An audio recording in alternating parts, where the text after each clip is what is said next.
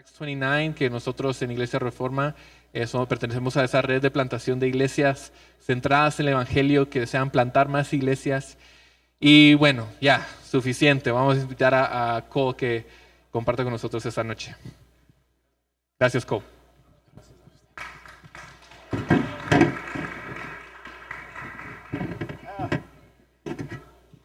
Me convertí a los 21 años, o sea, hace 3 semanas más o menos, ¿no?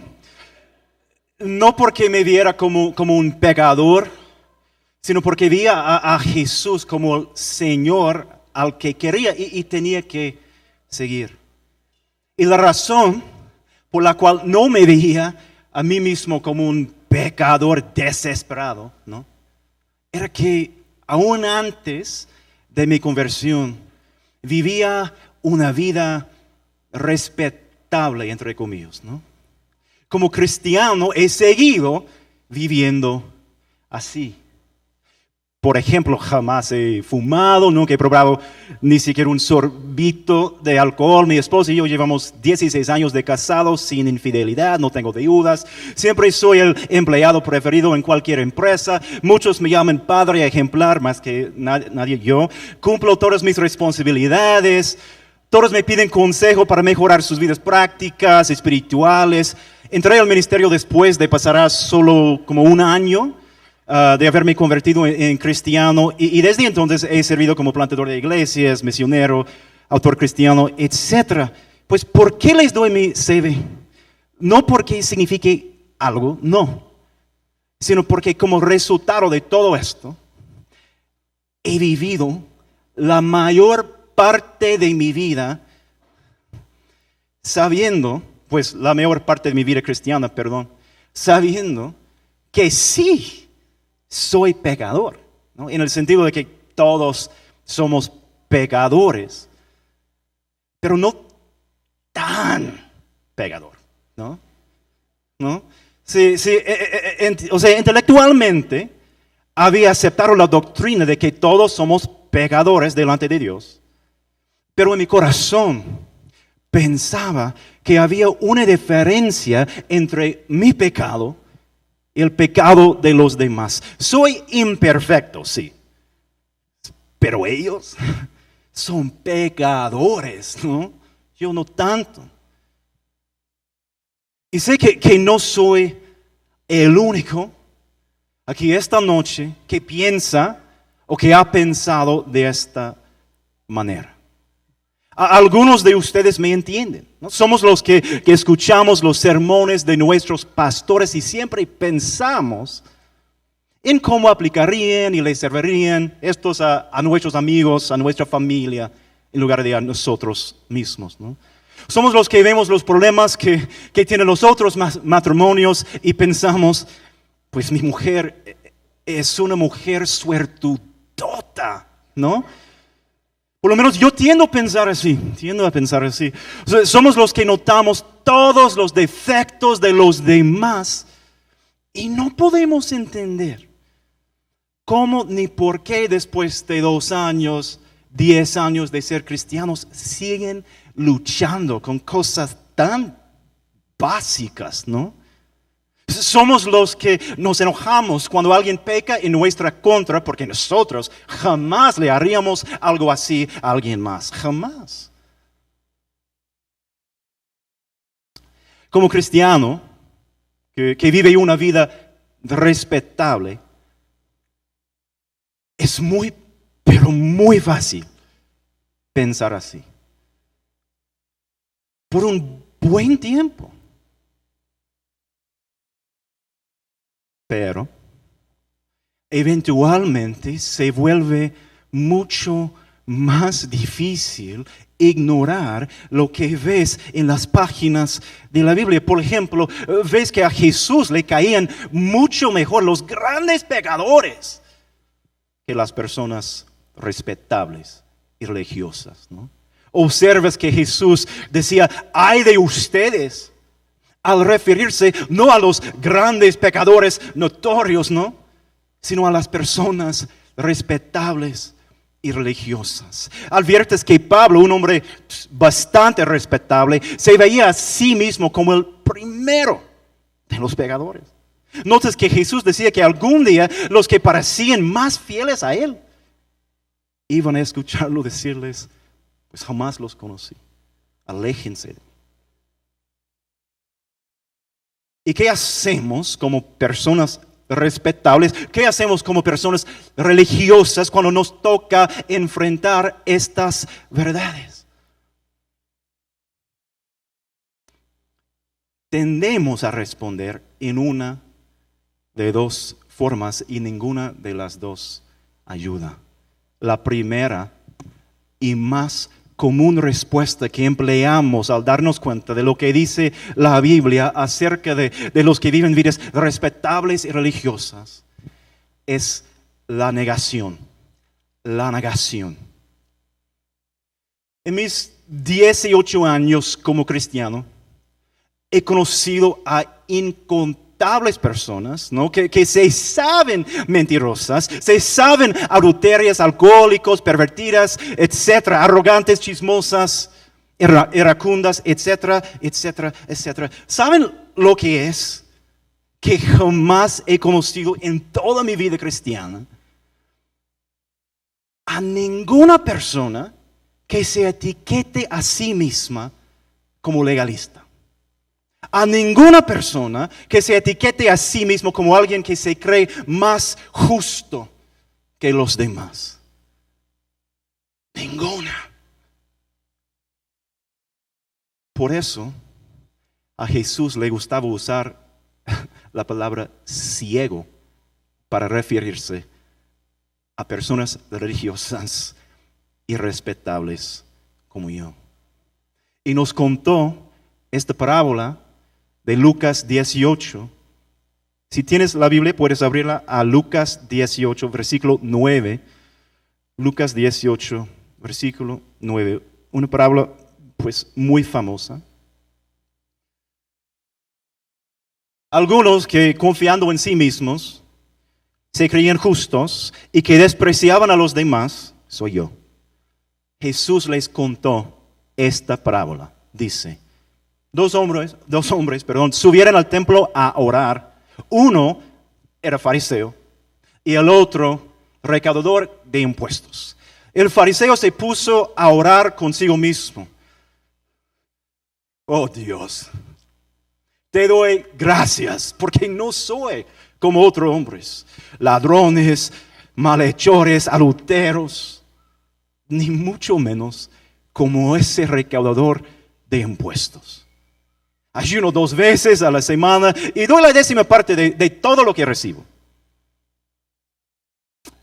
En cambio, dice Jesús, el recaudador de impuestos que se había quedado a cierta distancia, ni siquiera se atrevía a alzar la vista al cielo, sino que se golpeaba el pecho y decía, oh Dios, ten compasión de mí, que soy pecador. Les digo que este, y no aquel, volvió a su casto justificado ante Dios. Pues todo el que a sí mismo se enaltece será humillado, y el que se humilla será enaltecido. Muy famosa. A veces, como cristianos que han escuchado la parábola varias veces, podemos perder de vista el impacto de esta parábola porque poseemos la idea previa de que los fariseos son villanos, ¿no? Todos los cristianos sabemos que los fariseos son villanos. Pero la audiencia original de esta parábola, la audiencia original de Jesús no los hubiera catalogado así para nada. Los fariseos eran los héroes de la fe. En tanto que los recaudadores de impuestos eran los villanos, ¿no? Eran los fariseos los que luchaban por la doctrina bíblica. Eran ellos los que tomaban en serio la santidad. Ellos los que querían honrar a Dios con sus actos de obediencia. No obstante, Jesús expresa que este héroe del pueblo de Dios, el cual hizo todas las cosas buenas que nosotros hacemos, era culpable de un pecado aún más grave que el pecado del recaudador de impuestos. El de negar que su pecado era igualmente ofensivo que el del villano principal de su cultura. El fariseo de esta historia emplea la estrategia de la negación. En otras palabras, el fariseo emplea la misma estrategia que nosotros utilizamos. Quiere lidiar con su pecado al negar que su pecado realmente es ofensivo. Y como Jesús nos explica con la parábola, esta estrategia de negación no sirve. Por otro lado, el recaudador de impuestos, el que era culpable de los pecados más públicos, más profundos, más ofensivos, regresa a su casa, según Jesús, justificado ante Dios, precisamente porque no niega la gravedad de su pecado. El fariseo, que parece hacer todo lo correcto, regresa a su casa sin la justificación, porque no es capaz de ver lo desesperado que está por ella. La negación de la gravedad de su pecado no solo impide su justificación, sino que le agrega más y aún más y aún más pecado. Y lo mismo nos pasa a nosotros cuando llevamos a cabo la actitud del fariseo, pensando que nuestra obediencia, nuestra vida respetable, nuestra doctrina sana, nos colocan en una posición de pecador distinta de la de ellos. La negación no sirve porque esta intenta cubrir nuestro pecado con nuestro mérito, en lugar de hacerlo con la misericordia de Dios. Y eso no es otra cosa sino fe en nosotros y en lo que hacemos, y es incredulidad en Dios y lo que Él hace. Gracias. Un pecado más ofensivo delante de Dios que el pecado más notorio de tu cultura: la negación. Lo que suele pasar aquí es que eventualmente el peso de la Biblia y la voz del Espíritu Santo nos vencen, y gracias a Dios ya no podemos negar la verdad. En ese momento nos damos cuenta de que nuestro pecado sí es de una clase distinta, que no pertenece a la de los pecadores más notorios, pero no es de una clase mejor. Según el testimonio de la Biblia, es de una clase peor, como Jesús ilustra con su parábola. Cuando esto sucede, por fin abandonamos la estrategia de negación, gracias a Dios. Desafortunadamente, tendemos a emplear después la segunda estrategia, que tampoco nos sirve: la de la vergüenza. La vergüenza es diferente a la culpa, porque la culpa te dice, pues hay algo mal en lo que has hecho, y nosotros sabemos que esto lo podemos resolver a arrepentirnos, ¿no? Y hacer y restituir el daño. Pero la vergüenza, por su parte, te dice, no, hay algo mal con quien eres, y no hay nada que puedes hacer para cambiar quién eres. No hay solución.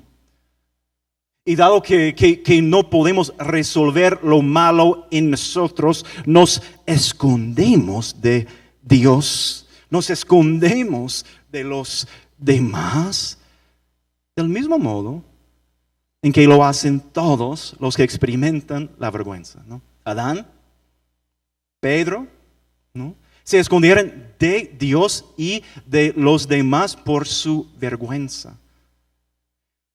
Y tú y yo, si somos cristianos respetables, que por fin vemos la profundidad de nuestro pecado, tendemos a responder de la misma forma. Antes de poder ver la profundidad de nuestro pecado, solíamos pensar como el fariseo y nos sentíamos pues merecedores de la bendición de Dios. Después llegamos a pensar que Dios jamás querría bendecirnos. Antes pensábamos que la iglesia no merecía nuestro servicio. Después pensamos que no merecemos poder servir a la iglesia de Dios. Antes orábamos con audacia por lo que queríamos de Dios. Después oramos con timidez, pensando que no tenemos el derecho de pedir mucho por la vergüenza. Solíamos condenar a los demás por no estar a la altura de nuestras expectativas. Ahora nos condenamos a nosotros mismos por no estar a la altura de las de Dios.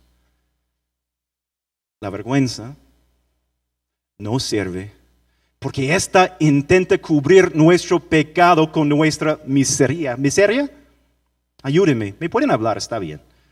En lugar de hacerlo con la misericordia de Dios. Esto no es otra cosa sino fe en nosotros y en lo que hacemos y incredulidad en Dios y lo que Él hace. Un pecado tal como la negación, más ofensivo delante de Dios que el pecado más notorio de tu cultura.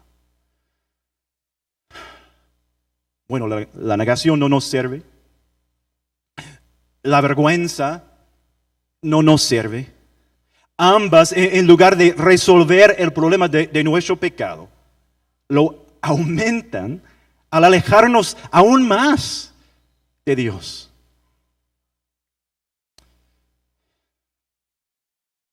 He intentado las dos respuestas varias veces. Y les digo por experiencia propia que ninguna de las dos ayuda, ninguna de las dos es lo que Dios quiere de nosotros. Entonces, ¿qué quiere Dios de los que hemos vivido una vida respetable? Cuando por fin vemos la profundidad de nuestro pecado único, fariseico, respetable, ¿qué quiere Dios que hagamos? La respuesta se encuentra en otro pasaje, en Santiago 4. Podemos leerlo. Si tienes la Biblia, Santiago 4 es el último pasaje que vamos a ver juntos esta noche.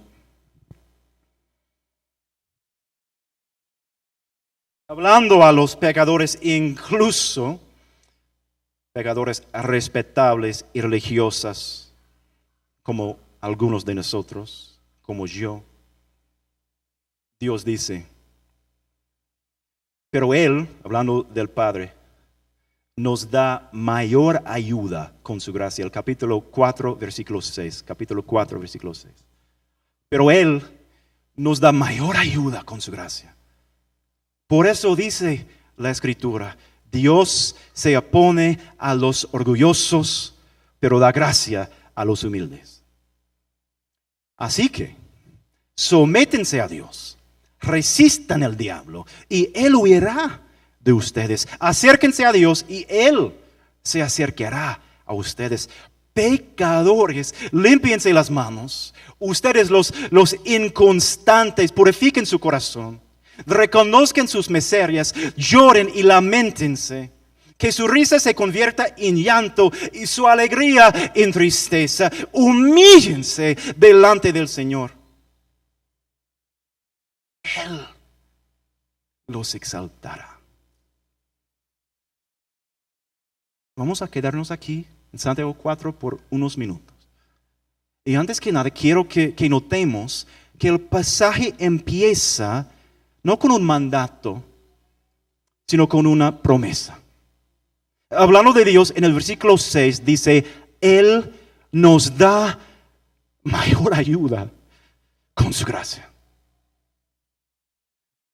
O sea, la solución que necesitamos no proviene de adentro de nosotros, lo que es difícil para mí, como una persona respetable e independiente.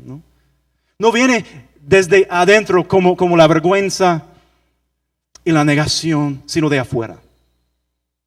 Entonces, si tú y yo, como pecadores respetables, queremos lidiar con nuestro pecado, tenemos que empezar allí, reconociendo que necesitamos mayor ayuda y que esta ayuda no se encuentra en nuestras fuerzas, no se encuentra en nosotros, no se encuentra en nadie más, sino en Dios.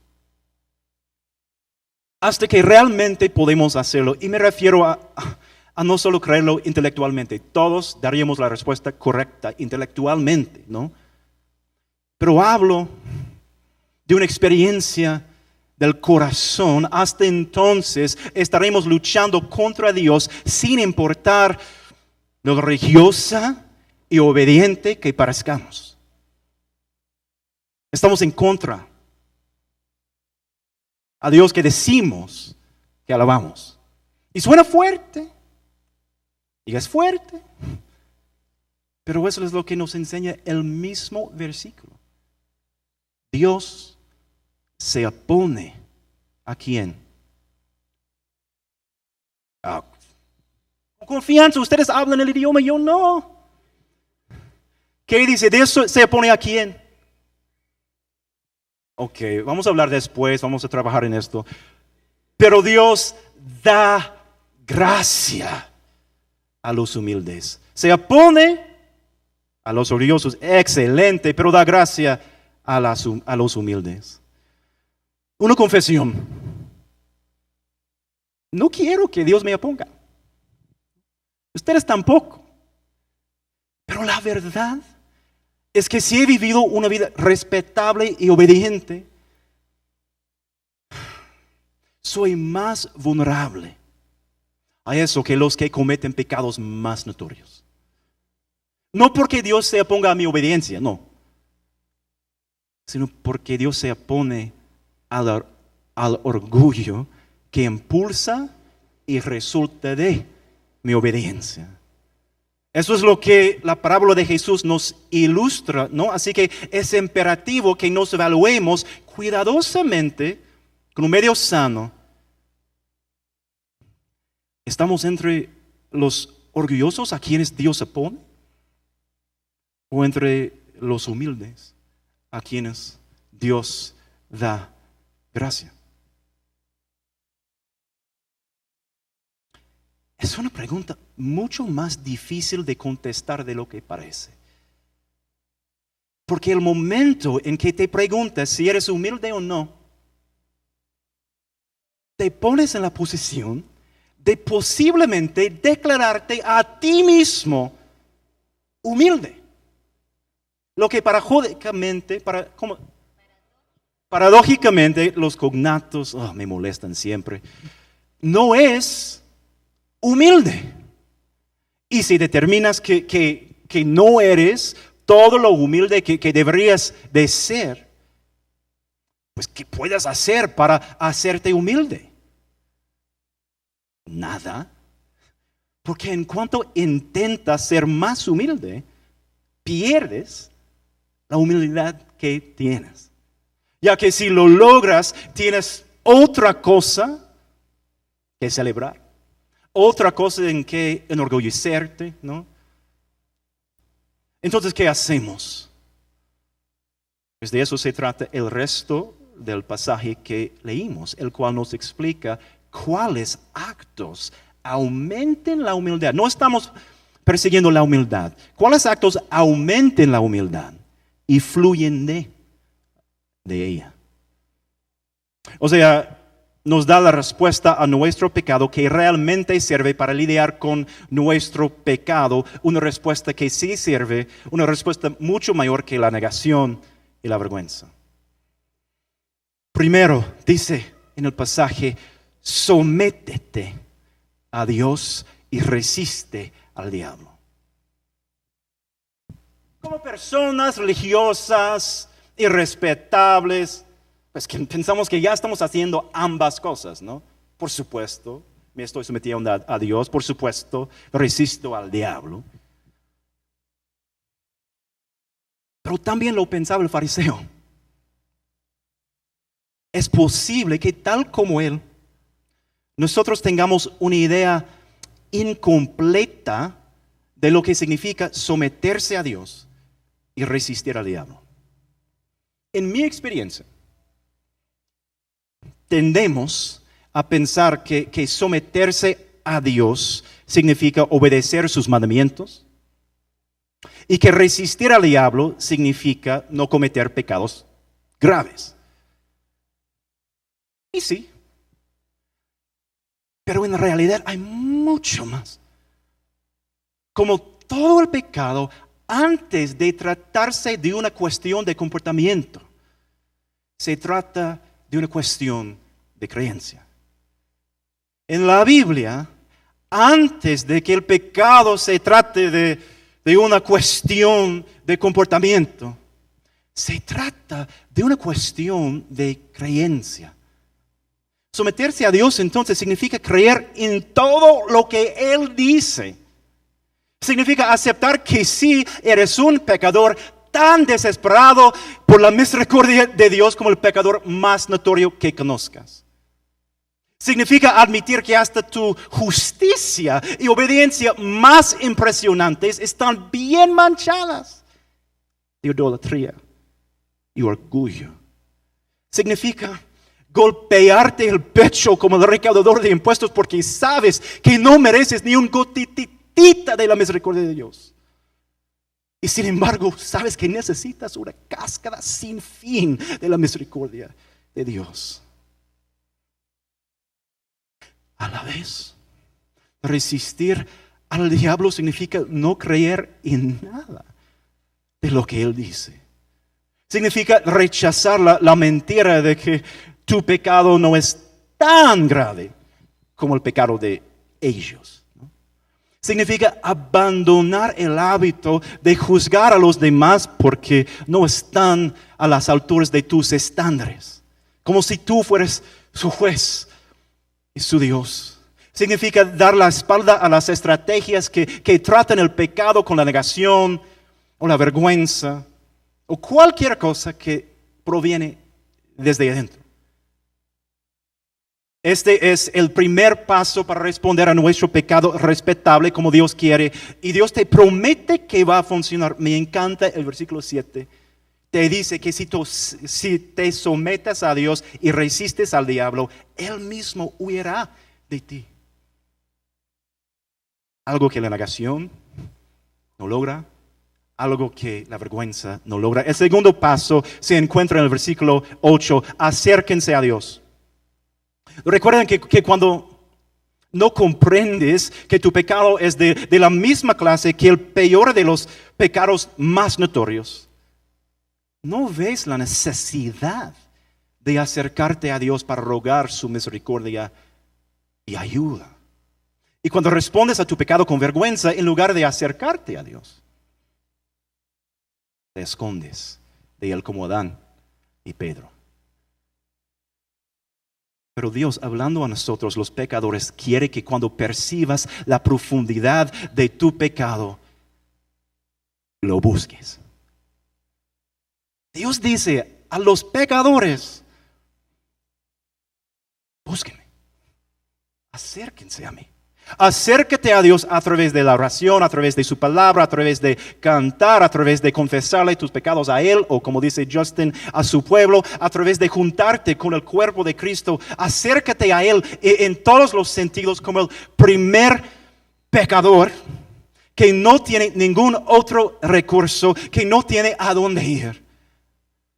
Esto sí sirve, y no lo digo yo, lo dice en el versículo 8, acérquense a Dios, increíble, acérquense a Dios pecadores y Él se acercará a ustedes. El primer paso para someterte a Dios y resistir al diablo incluye la promesa de que el diablo se huirá de ti. El segundo paso para acercarte a Dios contiene la promesa de que Dios mismo se te va a acercar. No puedo imaginar nada más significativo para un pecador como yo que esto. Ahora llegamos al tercer paso. Se encuentra en los versículos 8, 9 y 10. Otra vez dice, pecadores, límpiense las manos. Ustedes los inconstantes purifiquen su corazón, reconozcan sus miserias, lloren y lamentense, que su risa se convierte en llanto y su alegría en tristeza. Humíllense delante del Señor. ¿Es mucho? Pero se puede resumir con solo dos palabras: quebrantarte y limpiarte. Quebrantarte y limpiarte. Dios quiere que veas la profundidad y la amplitud de tu pecado y te horrorices, ¿no? Dios quiere que odies no solo tu pecado, sino tu justicia. Dios quiere que odies tu justicia, porque hasta tu justicia más admirable está lejos de la perfección de tu Dios. Dios quiere que respondas a tu pecado y a tu justicia manchada, como una mamá doliente que está enterrando a su único hijo, gimiendo, doliéndose, oliendo la desesperanza, la fealdad, la ofensa de la muerte, pero reconociendo que en este caso el muerto eres tú. Dios quiere que te golpees el pecho reconociendo que no tienes nada que ofrecer, ni tu obediencia, ni siquiera tu justicia. Todos tus intentos han fallado. Él quiere que reconozcas que a pesar de que tu vida parezca respetable y obediente, te hace falta purificar tu corazón corrupto y limpiar tus manos culpables. Si aún no puedes responder así, quebrantándote por el pecado que vive en tu justicia y limpiándote el corazón corrupto y las manos culpables, todavía no entiendes quién es Dios. Todavía no entiendes quién eres tú.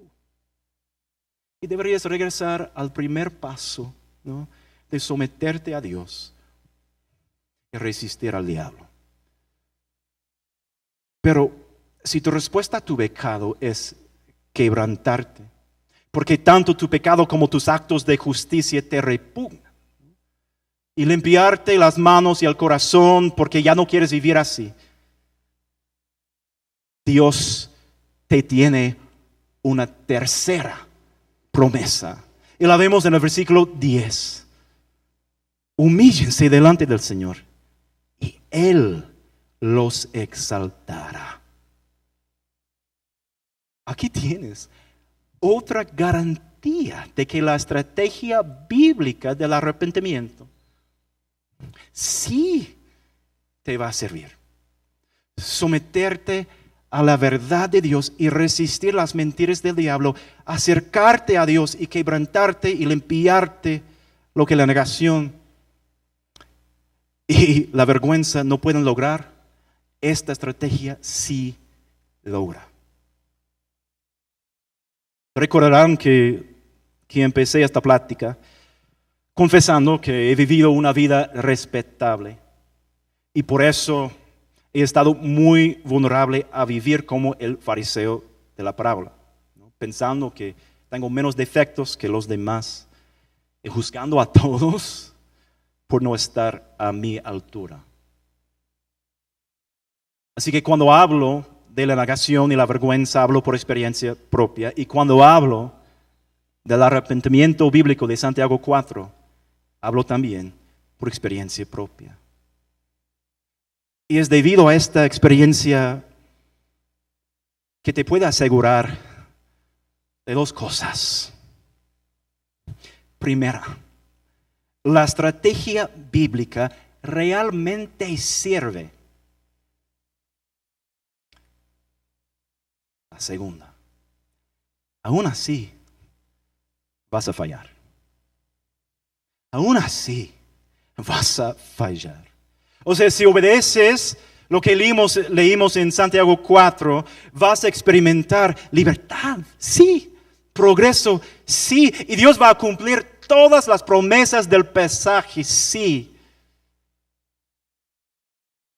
Pero eventualmente va a llegar el día en el que otra vez te rendirás a la tentación de creerte una buena persona y de colocarte en una categoría de pecadores distinta a la de ellos, ¿no?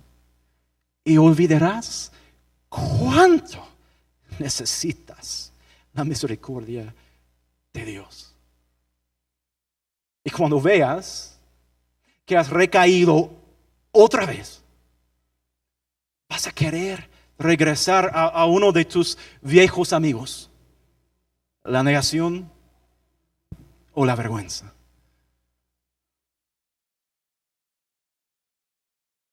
Pero no tendrás que hacerlo. ¿Por qué? Porque el mismo pasaje que leímos en Santiago 4 empieza y termina con un llamado a la humildad, ¿no? Y Jesús ya se ha humillado perfectamente en tu lugar. Lo hizo no solo como un ejemplo, soy muy humilde, ¿por qué no puedes vivir como yo? ¿No? Sino como tu sustituto, para que su humildad contará como si fuera la tuya y la mía. Aunque Jesús era y es el único Dios, se hizo humano. Se humilló por ti. Aunque vivía en el cielo, se bajó a la tierra corrupta.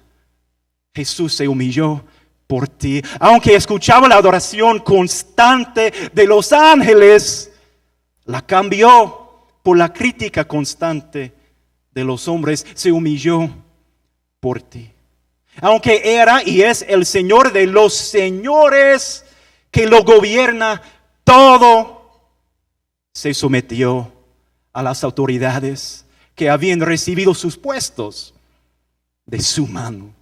Se humilló por ti. Aunque era y es el único hombre justo en toda la historia, permitió que Dios lo juzgara como el peor pecador de la historia.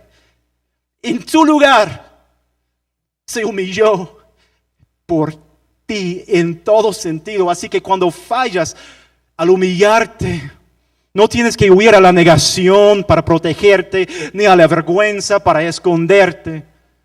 Puedes regresar a los pasos de Santiago 4 y lo puedes hacer con confianza, sabiendo que Dios ya te acepta, te ama y te llama suyo. Por eso en Santiago 4 el llamado de acercarte a Dios viene antes. Escúcheme por favor, el llamado de acercarte a Dios viene antes del llamado a limpiar tus manos y tu corazón. Viene antes. Y no es poca cosa. Dios quiere que veas que no tienes que esperar hasta que te limpies para acercarte a Él. Gracias a la obra de Jesucristo puedes acercarte a Dios en cualquier estado.